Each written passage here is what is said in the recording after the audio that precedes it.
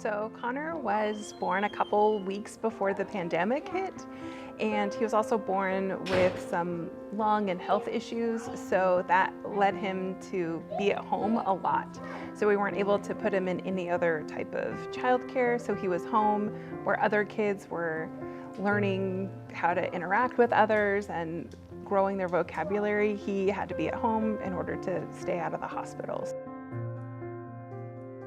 It was around 2.5 that we realized he was behind. He was behind getting along with others, and then with language. There was very minimal language that he had up until that point.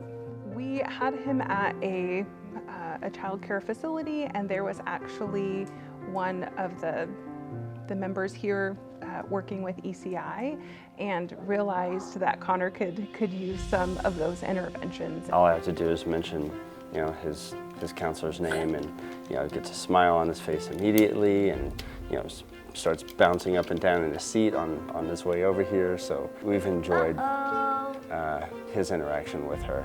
We started about 10 months ago with speech therapy once a week. At that point, he might have known a couple dozen words.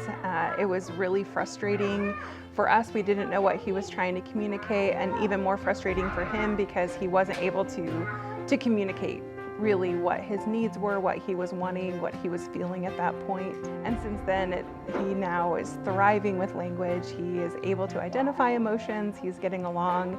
He has friends, so that's something that has been really amazing to see. Hey, bud. That's how you do it. She showed you how to do it. Connor.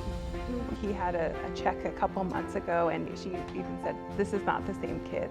Not just his really ability to speak, but also his general desire to speak. I mean, we've gone from reading him stories at night and going through the alphabet on cards and things like that, and he would go through it. But not only that is he able to do that now, but when we get into bed, he actually says, "Daddy, I want to talk." What do you got to say, son? I would like to give credit to his older sister also, in addition to, of course, PDN's. His 8-year-old sister just has been a godsend, and she's really helped him come along. We feel like we got our son back in being able to come here and to connect with these resources. We don't have family here, and so we definitely consider PDN to be our village, and we're so thankful for this opportunity.